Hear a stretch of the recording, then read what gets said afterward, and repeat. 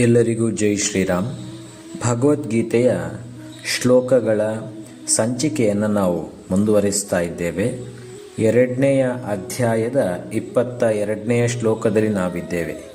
ಈ ಹಿಂದಿನ ಶ್ಲೋಕಗಳಲ್ಲಿ ಭಗವಾನ್ ಶ್ರೀ ಕೃಷ್ಣನು ಆತ್ಮ ಅಂತ ಹೇಳುವಂಥದ್ದು ನಶಿಸಿ ಹೋಗೋದಿಲ್ಲ, ಬದಲಾಗಿ ಅದು ನಿತ್ಯವಾಗಿರ್ತದೆ ಅಂತ ಹೇಳ್ತಾ ಅರ್ಜುನನಲ್ಲಿ ಆತ್ಮದ ಕುರಿತಾಗಿ ಮತ್ತು ಒಬ್ಬ ವ್ಯಕ್ತಿಯ ನಿಜವಾದ ಅಸ್ತಿತ್ವದ ಕುರಿತಾಗಿ ಇದ್ದಂತಹ ಗೊಂದಲವನ್ನು ನಿವಾರಿಸುವಂತಹ ಕೆಲಸವನ್ನು ಶ್ರೀಕೃಷ್ಣನು ಮಾಡ್ತಾ ಇರ್ತಾನೆ.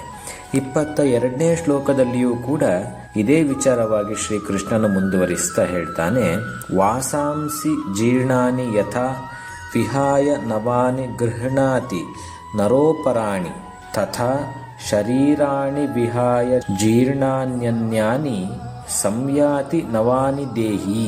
ಅಂದರೆ ಇದರ ಅರ್ಥ ವಾಸಾಂಸಿ ಅಂತ ಹೇಳಿದರೆ ವಸ್ತ್ರಗಳನ್ನು ಅಂತಾಗ್ತದೆ.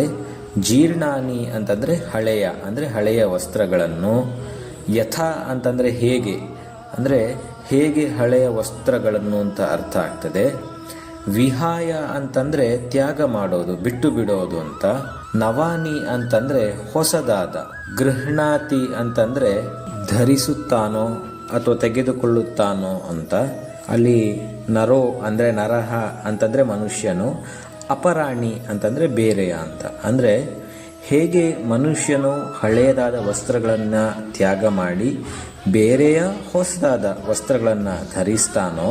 ಆಮೇಲೆ 2ನೇ ಸಾಲಿನಲ್ಲಿ ಹೇಳ್ತಾರೆ, ತಥಾ ಶರೀರಾಣಿ ವಿಹಾಯ, ಹಾಗೆಯೇ ಶರೀರಾಣಿ ಅಂತಂದರೆ ಶರೀರಗಳನ್ನು, ವಿಹಾಯ ಅಂತಂದರೆ ತ್ಯಾಗ ಮಾಡಿ, ಜೀರ್ಣಾನಿ ಅಂತಂದರೆ ಹಳೆಯದಾದ ಅಂತಂದರೆ ಹಳೆಯ ಶರೀರಗಳನ್ನು ತ್ಯಾಗ ಮಾಡಿ, ಅನ್ಯಾನಿ ಅಂತಂದರೆ ಬೇರೆಯಾದ ಅಥವಾ ಬೇರೆಯ. ಏನು ಬೇರೆಯದ್ದು ಅಂತ ಕೇಳಿದರೆ ನವಾನಿ ಅಂತಂದರೆ ಹೊಸ ಶರೀರ ಅಂತ ಅದರ ಅರ್ಥ ಆಗ್ತದೆ, ಹೊಸ ಶರೀರ ಅಂತ ಹೇಳ್ಬೋದು. ಸಂಯಾತಿ ಅಂತಂದರೆ ಪಡೆದುಕೊಳ್ತಾನೆ ಅಂತ. ಒಟ್ಟಾರೆ ಈ ಶ್ಲೋಕದ ಅರ್ಥ ಹೇಳುವುದೇನು ಅಂತಂದರೆ, ಹೇಗೆ ಮನುಷ್ಯ ಹಳೆಯದಾದ ವಸ್ತ್ರಗಳನ್ನು ತ್ಯಾಗ ಮಾಡ್ತಾನೋ ಮತ್ತು ಬೇರೆಯ ತ್ಯಾಗ ಮಾಡುವುದಂದರೆ ಬಿಟ್ಟು ಬಿಡ್ತಾನೋ, ಹಳೆಯ ವಸ್ತ್ರವನ್ನು ತೆಗೆಯುತ್ತಾನೋ ಮತ್ತು ಹೊಸ ವಸ್ತ್ರವನ್ನು ಧರಿಸ್ತಾನೋ, ಹಾಗೆ ಈ ಆತ್ಮ ಅಂತ ಹೇಳುವಂಥದ್ದು ಕೂಡ ಹಳೆಯದಾದ ಶರೀರವನ್ನು ಬಿಡ್ತದೆ ಮತ್ತು ಬೇರೆಯದೇ ಆದಂಥ ಹೊಸ ಶರೀರವನ್ನು ಇದು ಹೊಂದುತ್ತದೆ ಅಥವಾ ಹೊಸ ಶರೀರದಲ್ಲಿ ಅದು ಸೇರಿಕೊಳ್ತದೆ ಅಂತ ಇದರ ಅರ್ಥ. ಇಲ್ಲಿ ವಿಷಯ ಏನು ಅಂತ ಹೇಳುದಿದ್ರೆ, ಹಳೆಯ ಬಟ್ಟೆಯನ್ನು ತ್ಯಾಗ ಮಾಡಿ ಅಥವಾ ತೆಗೆದು ಹೊಸ ಬಟ್ಟೆಯನ್ನು ಧರಿಸುವಾಗ ಮನುಷ್ಯನಿಗೆ ಸಂತೋಷ ಆಗ್ತದೆ.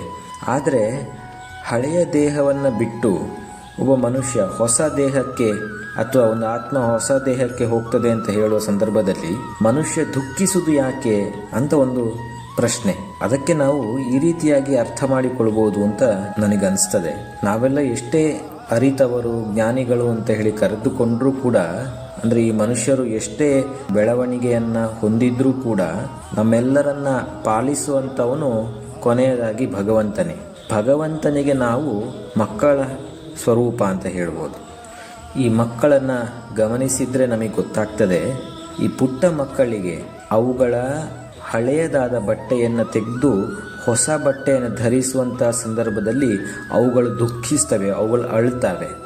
ಅದೇ ಥರ ನಮಗೆಲ್ಲರಿಗೂ ಕೂಡ ಪಾಲಕನಾಗಿರುವಂತಹ ಭಗವಂತನು ನಮ್ಮ ಈ ಆತ್ಮವನ್ನು ಅಥವಾ ನಮ್ಮನ್ನು ಈ ಶರೀರದಿಂದ ತೆಗೆದು ಬೇರೆ ಶರೀರಕ್ಕೆ ಸೇರಿಸುವಂತಹ ಪ್ರಕ್ರಿಯೆ ನಡೀತಾ ಇರಬೇಕಿದ್ರೆ ನಾವೆಲ್ಲರೂ ದುಃಖಿಸ್ತೇವೆ. ಮಗು ಹೇಗೆ ದುಃಖಿಸಿತೋ ಹಾಗೆ ನಾವು ಕೂಡ ದೇಹದ ಬದಲಾವಣೆ ಆಗುವಂತಹ ಸಂದರ್ಭದಲ್ಲಿ ದುಃಖಿಸುವಂತಹ ಒಂದು ಸಂದರ್ಭಕ್ಕೆ ಒಳಗಾಗ್ತೇವೆ ಅಂತ ಹೇಳ್ಬೋದು. ಮುಂದಿನ ಶ್ಲೋಕ ನಾವು ಬಹಳ ಕಡೆ ನೋಡುವಂಥದ್ದು, ನೈನಂ ಛಿಂದಂತಿ ಶಸ್ತ್ರಾಣಿ ನೈನಂ ದಹತಿ ಪಾವಕಃ ನ ಚೈನಂ ಕ್ಲೇದಯಂತ್ಯಾಪೋ ನ ಶೋಷಯತಿ ಮಾರುತಃ. ನೈನಂ ಅಂತ ಹೇಳಿದ್ದಾರೆ, ಅಂದರೆ ನ ಏನಂ ಅಂತ ಅದನ್ನು ಬಿಡಿಸಬಹುದು. ಏನಂ ಅಂತಂದರೆ ಯಾವುದನ್ನು ಹೇಳ್ತಾ ಇರೋದು ಅಂದರೆ ಈ ಆತ್ಮವನ್ನು ನ ಛಿಂದಂತಿ ಕತ್ತರಿಸುವುದಿಲ್ಲ. ಯಾವುದು ಈ ಆತ್ಮವನ್ನು ಕತ್ತರಿಸುವುದಿಲ್ಲ ಅಂತ ಕೇಳಿದರೆ ಶಸ್ತ್ರಾಣಿ ಶಸ್ತ್ರಗಳು ಕತ್ತರಿಸುವುದಿಲ್ಲ. ಏನಂ ಇದನ್ನ ನ ದಹತಿ ಸುಡುವುದಿಲ್ಲ.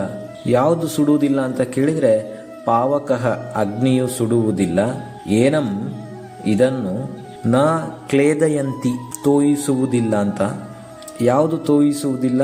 ಜಲ ಆಪಹ ಮತ್ತು ಚ ಅಂತ ಉಂಟು. ಮತ್ತು ಮಾರುತಃ ಅಂದರೆ ಗಾಳಿಯು ಅಥವಾ ವಾಯುವು ನ ಶೋಷಯತಿ ಒಣಗಿಸುವುದಿಲ್ಲ ಅಂತ. ಅಂದರೆ ಈ ಆತ್ಮದ ಒಂದು ನಿತ್ಯತೆಯನ್ನು ಮತ್ತೆ ವ್ಯಕ್ತಪಡಿಸುವಂತಹ ಒಂದು ಶ್ಲೋಕ. ಈ ಆತ್ಮವನ್ನು ಶಸ್ತ್ರಗಳು ಕತ್ತರಿಸಲಿಕ್ಕಾಗುವುದಿಲ್ಲ, ಇದನ್ನು ಬೆಂಕಿ ಸುಡ್ಲಿಕ್ಕಾಗುವುದಿಲ್ಲ, ಇದನ್ನು ಜಲವು ನೆನೆಯಿಸ್ಲಿಕ್ಕಾಗುವುದಿಲ್ಲ ಅಥವಾ ಒದ್ದೆ ಮಾಡಲಿಕ್ಕಾಗುವುದಿಲ್ಲ, ಮತ್ತು ಗಾಳಿ ಇದನ್ನು ಒಣಗಿಸ್ಲಿಕ್ಕಾಗುವುದಿಲ್ಲ. ಅಂದರೆ ಯಾವ ವಿಷಯಕ್ಕೂ ನಿಲುಕದೇ ಇರುವಂಥದ್ದು ಈ ಆತ್ಮ. ನೀವು ಅಗ್ನಿಗೆ ಸಂಬಂಧಪಟ್ಟಂತಹ ಅಸ್ತ್ರವನ್ನು ಬಿಡಿ, ಅಥವಾ ವರುಣ ಮಳೆಗೆ ಸಂಬಂಧಪಟ್ಟಂತಹ ಅಸ್ತ್ರವನ್ನು ಬಿಡಿ, ಗಾಳಿಗೆ ಸಂಬಂಧಪಟ್ಟಂತಹ ಅಸ್ತ್ರ ಬಿಡಿ, ಏನೇ ಮಾಡಿದರೂ ಕೂಡ ದೇಹವನ್ನು ಕತ್ತರಿಸಬಹುದು, ದೇಹವನ್ನು ನಾಶಗೊಳಿಸಬಹುದು ಹೊರತಾಗಿ ಈ ಆತ್ಮವನ್ನು ಏನೂ ಮಾಡಲಿಕ್ಕಾಗೋದಿಲ್ಲ ಅಂತ ಈ ಶ್ಲೋಕ ಇಲ್ಲಿ ಹೇಳ್ತದೆ.